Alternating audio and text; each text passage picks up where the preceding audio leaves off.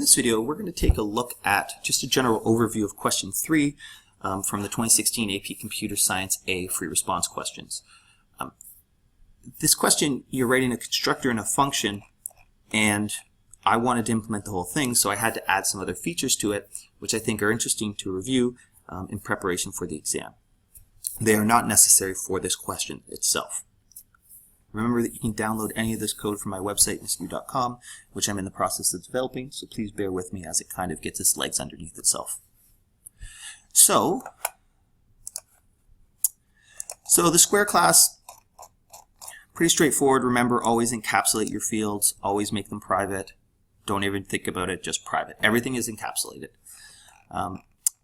I talked a bit in my first video about this. As you'll notice, I have a field called isBlack, and then I have a parameter called isBlack. So if I have a field and a variable with the same name, I have to then use the this.isBlack if I want to access the field.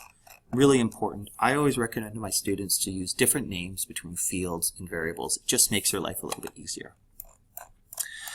This was not required for the question, but I've introduced a TwoString function, and that's going to help me actually render the board. So this was the board, an example question. So the X's are the black squares and the underlines are the white squares. And then this is the board after I've numbered it.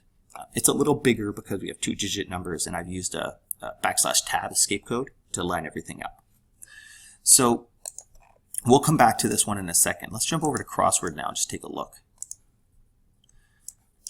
So CrossWord class, we have this private field, which is a two-dimensional array of square objects. One of the things that's really important is to make sure that you actually you actually construct that structure. Often you'll see this in AP questions where they'll have a list or an array, and then people will just start using it without actually constructing that object, so make sure you do that. We have this kind of nested loop structure to traverse a two-dimensional array, so really important structure, so make sure you're comfortable with it. We have this toBeLabeled function, which I went over in the first video for this question, so I'm just going to bypass all this.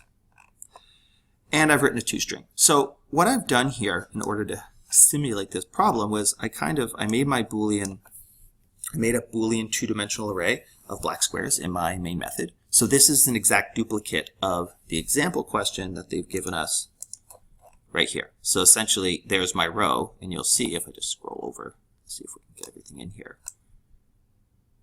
So it's true, false, false, true, true, true, false, false, false, and you'll notice that it's true that it's black, false, false, true, true, true, false, false, false. So I've done each row as a Boolean, and then I've just written a basic loop to go through a two-dimensional array, and if black squares at RC is false, basically, are you not a black square? I printed an underscore representing a white square, and then I printed an X representing a black square.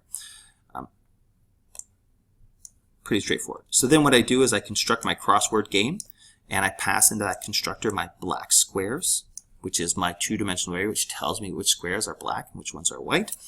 And then I put a little space, and then I system.println game. Now this is that really important point. The only reason this works is because I've written my own TwoString method.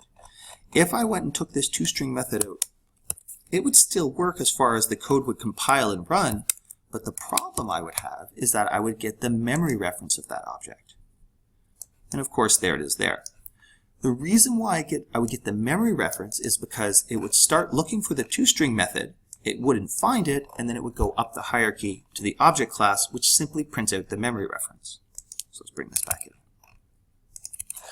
So